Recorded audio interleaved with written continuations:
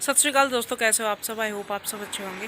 दिवाली के बाद वापस से कॉलेज स्टार्ट हो गए हैं। हॉस्पिटल ड्यूटी भी लग रही है और मेरी ड्यूटी इस वक्त लगी हुई है आरआईसीयू में, respiratory intensive care unit.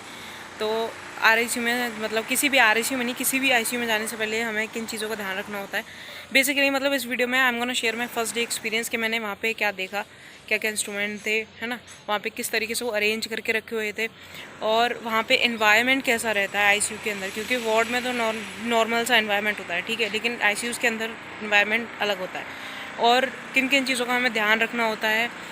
And that's all. वो सब I am gonna share my first day experience कि मैंने पहले दिन वहाँ पे किया क्या।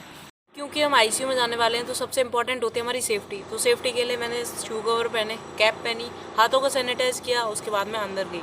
अंदर जाने के बाद में सबसे पहली चीज़ जो मैंने देखी वो थी एक ट्रॉली। मतलब सबसे पहले तो देखा आईसीयू को, उसके बाद में मैंने देखी एक ट्रॉली। वहाँ पे एक ट्रॉली रखी हुई थी और जिसमें जो सैम्पलिंग के सामान होते हैं वो थे, सारी वाइल्स वगैरह रखी हुई थी, ठीक है, और एक ट्रे में सब कुछ अरेंज करके रखा हुआ था। फिर मैंने देखा कि वहाँ पे और पोस्टर्स लगे हुए थे, छोटे छोटे पोस्टर्स लगे हुए थे जिन पे इन्फेक्शन कैसे फैलता है, उसको साइकिल को कैसे ब्रेक कर सकते हैं, वो सब लिखा हुआ था। हाइजीन, हैंड हाइजीन के स्टेप्स होते हैं 7, जो बेसिक स्टेप्स होते हैं जो हमें फॉलो करने होते हैं, उन वो स्टेप्स का एक पोस्टर लगा हुआ था, तो उनको देख के हम स्टेप्स फॉलो कर सकते हैं। उसके बाद में मैंने देखा कि वहाँ पे लगी हुई थी dressing trolley and then intubation trolley, ऐसे करके लिखा हुआ था वहाँ पे। और वो सारे जो आर्टिकल्स हैं जो इंट्यूबेशन में यूज़ होते हैं, है ना, और जो ड्रेसिंग ट्रॉली थी उसमें था बैंडेज वगैरह रखे थे, ग्लव्स वगैरह रखे थे। तो ये सब चीज़ें वहाँ पे प्रॉपरली अरेंज रखी हुई थी ताकि जब भी ज़रूरत पड़े इमिडिएटली वो दे दें।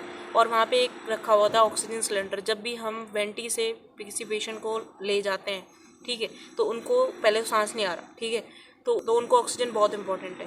ऑक्सीजन उनको कंटिन्यूस मिलती रहे, इसलिए उनके साथ में हम ऑक्सीजन सिलेंडर को भेजते हैं। तो वो ऑक्सीजन सिलेंडर जो होता है आरआईसीयू में अवेलेबल रहता ही रहता है।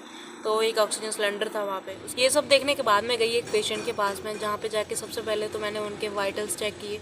क्योंकि मेरी ड्यूटी जो थी वो 11 बजे से थी, तो 11 बजे के वहाँ पे ऑलरेडी मेंशन थे और मैंने फिर मेंशन किए थे 12 बजे के। तो वो एक अलग चार्ट होता है जो आईसीयू का चार्ट होता है, इंटेंसिव केयर यूनिट का चार्ट होता है। तो उसमें बहुत सारी चीज़ें आपको मेंशन करके रखनी होती हैं। आपके वाइटल सारे मेंशन करने होते हैं। उसके बाद में फूड इनटेक कितना किया वो मेंशन करना होता है, आउटपुट कितना आया, यूरिन आउटपुट वो मेंशन करके रखना होता है।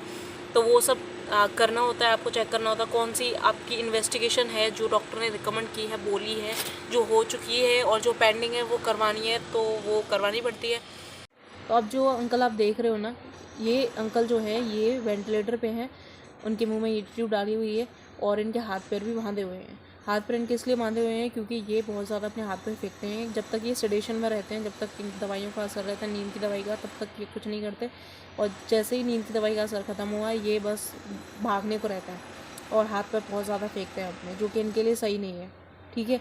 तो अब मैं आपको बता देती हूँ पेशेंट को वेंटिलेटर पे कब रखते हैं। वेंटिलेटर पे इनको इसलिए रखा है क्योंकि ये खुद से सांस लेने में अभी असमर्थ है।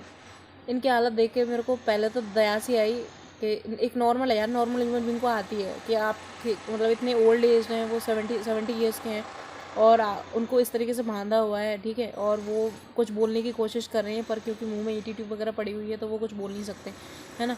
और वो आपको बुला रहे हैं, आपको कांटेक्ट करने की कोशिश कर रहे हैं, लेकिन आप समझ नहीं सकते वो क्या बोलना चाह रहे हैं और आप कुछ कर भी नहीं सकते, उन्हें खोल सकते नहीं, क्योंकि जो आप कर रहे हो उनको बांधा हुआ है, उनकी सेफ्टी के लिए बांधा हुआ है, क्योंकि वो खुद को हार्म पहुंचाएंगे काम का अगर उनको खोल दिया तो। और बस इसलिए तो मेरे को थोड़ा सा लगा यार ये है, पर ठीक है, अभी ऐसा रहता है। बाद में जब मेरे को 2-3 दिन हो गए आईसीयू में, तब मेरे को लगा कि हाँ नहीं, इनको बांधा हुआ है, इनको सही बांधा हुआ है, क्योंकि ये बहुत ज़्यादा हाथ पैर फेंकते हैं और इस तरीके से चलेगा तो ये अपनी जो वेंटिलेटर वाली ट्यूब है उसको निकाल देंगे, और वो निकाल देंगे तो इनको सांस नहीं आएगी, सांस नहीं आएगी तो फिर कुछ भी हो सकता है, आप जानते हो। इसके बाद में मैंने किया था नेबुलाइजेशन। वो मुझे पहले से आता था क्योंकि मैंने बोर्ड में सीखा हुआ था। उसके लिए हम 2 मेडिसिन का यूज़ करते हैं, ब्यूटीकोट एंड डोलन। इन दोनों मेडिसिन को मिला के और फिर हम ऑक्सीजन मास्क के थ्रू, जो मशीन आती है एक नेबुलाइजर मशीन, उसमें उसके थ्रू उसको एडमिनिस्टर कराते हैं, और जिससे कि उनको सांस लेने में तकलीफ नहीं होती, थोड़ी एयर पे क्लीन हो जाती है, ठीक है। बस ये था, मैंने फर्स्ट डे तो इतना ही किया क्योंकि स्टार्टिंग के 2 घंटे ही मैंने रिकॉर्ड किया था। स्टार्टिंग के 2 घंटे में इतना ही मैंने किया बेसिकली फर्स्ट डे।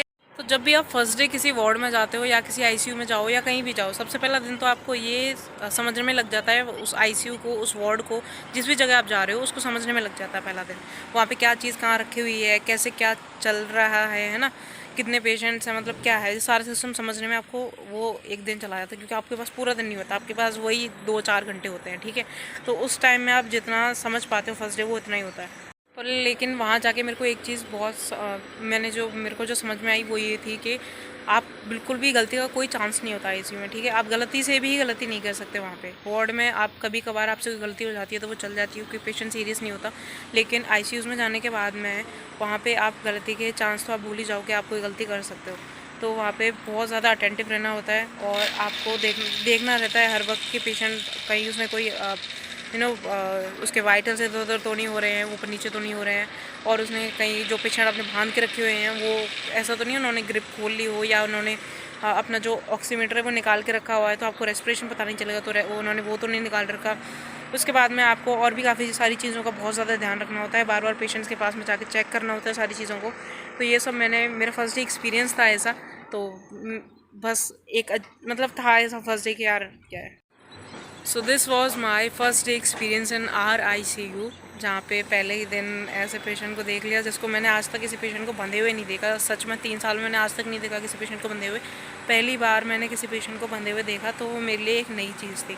और पर डे आप ICU में कुछ ना कुछ तो नया सीखते ही सीखते हो, और फीडिंग कराना भी मैंने सीख लिया है।